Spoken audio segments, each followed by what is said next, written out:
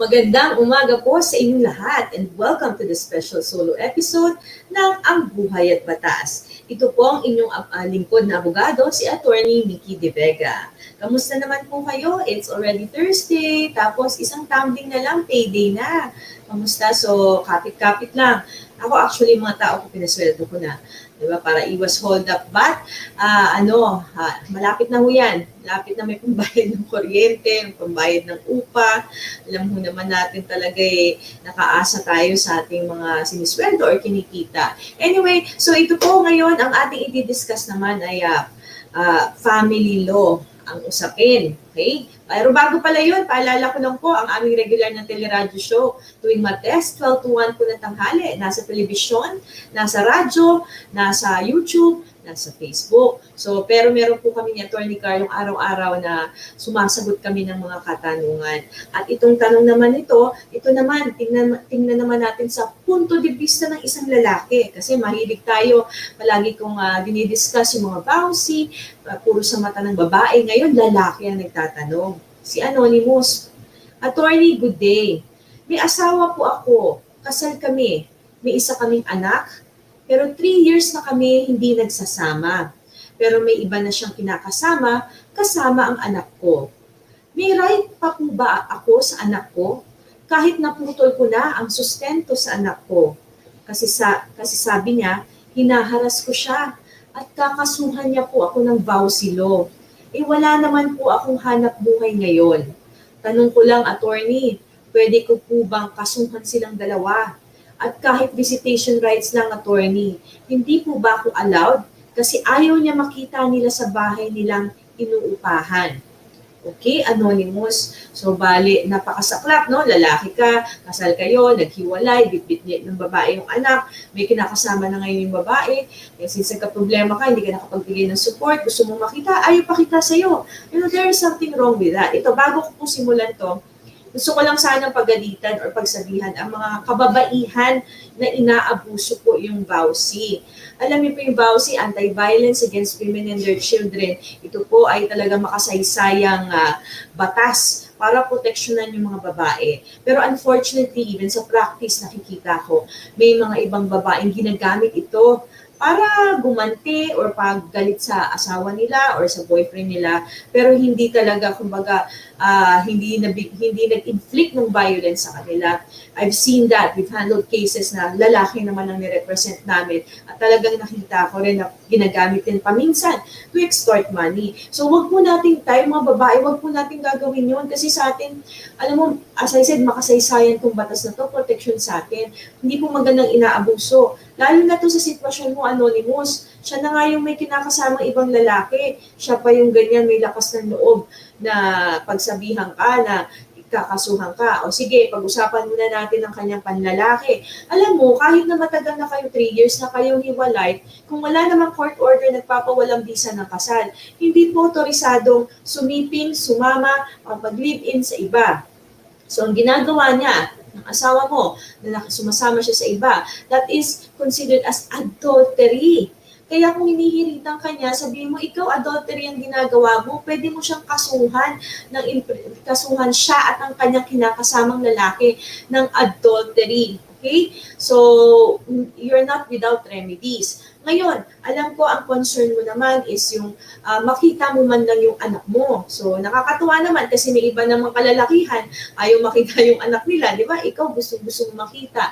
Ito, remind kita, kasal kayo, di ba? Sabi sa Family Code, Article 211, the father and the mother shall jointly exercise parental authority over the persons and property of their children. So parehas kayo, nanay, tatay, at kahit hiwalay kayo, hindi automatic, hindi po yan matik na bigla na lang sasabihin ng babae, ay hindi mo siya pwedeng makita, tatay ka din, nakasaad sa batas yon. Kahit naman wala sa batas, meron kang natural right bilang tatay. At dahil may parental authority ka sa anak mo, meron kang dapat na karapatan ng custody ng iyong anak. Now, nasabi mo, hindi ka, may time na putol yung pagbigay mo ng suporta. Hindi naman po krimen na maputol magbigay ng suporta kung tulad mo na walang ka ng hanap buhay. Palagi ko sinasabi, pagdating sa support, nakabase ito, hindi lamang po sa pangangailangan na nanghihingi, kundi sa kakayanan ng hinihinga ng suporta.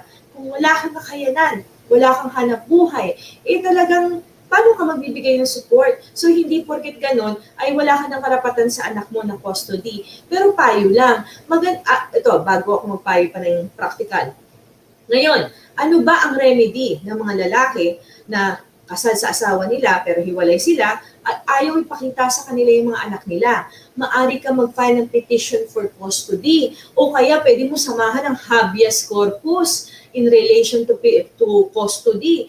Alam niyo po yung habeas corpus, yun yung bring forth the body. Latin yun na parang kailangan i-produce ng nanay yung bata. Kasi hindi pwedeng inaangkin niya. Tandaan mo, may joint parental authority ka dun sa anak mo. So, itong petition for custody, pwedeng dun mapag-usapan. No?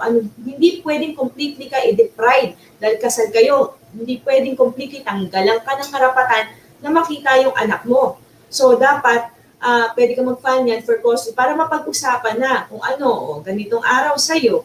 Hindi lang visitation rights yun sa'yo. May kustodiya ka sa anak mo dahil kasal kayo ng asawa mo At bilang tatay, meron kang karapatan sa anak mo. So, meron kang remedy anonymous. Okay? So, sa mga lalaki po, natutuwa ako kasi may mga kliyente din kami na mga lalaki na dinidemanda naman nila yung mga babae dahil ini-insist nilang gusto nila makita yung anak nila, gusto nilang makasama, at sinusuportahan naman nila. So, on a practical note, Portuguese, bago ka mag-file ng mga kasong ganyan, maghanap ka ng trabaho. Kasi kailangan papakita, although kahit may karapatan ka sa anak mo, gusto mong pakita sa korte na capable kang alagaan yung anak mo. Kasi pag nakita na parang, wala, hindi maganda ang sitwasyon sa inyo, baka naman mas ma-award yung full custody dun sa asawa mo. Okay?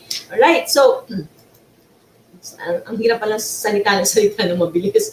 Okay, babati na tayo sa friends natin. Si Kath Aranas, good morning, attorney. Good morning, Kath. At si, hindi po to COVID. Medyo kanina pa kasi ako nagsasalita. Kaya, sakit ng lalamunan ko. Si Jenny Lynn, sabi niya, good morning, attorney, happy Wednesday. Si Ana Ria Cruz, ayan. Si Lucy, mapagpalang araw po, attorney Nikki. God bless us. Thank you. Lu Gutierrez, good morning din po, attorney. Kamusta? At ang babaeng walang pahinga, si Tess Galapon Pronto. Good morning, attorney Nikki. More power to your program. Naku, naghahabol lang kayo ni Formo, no? Walang absent din. Good morning, attorney Nikki. God bless and keep safe. Thank you. Si Miriam Aquino, good morning po, attorney Nikki. Good morning.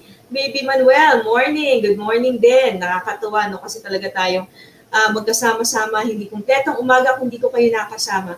O sige, pasensya na po, hindi ko na mababasa yung mga iba kasi medyo sumasakit na yung lalamunan ko. Kanina pa kasi ako nagsasalita. But I'm so happy na nandyan po kayo at sana may natutunan kayo sa ngayong diskusyon natin. Muli po, ito si Atty. Nikki De Vega. Bumabati sa inyo na isang magandang umaga.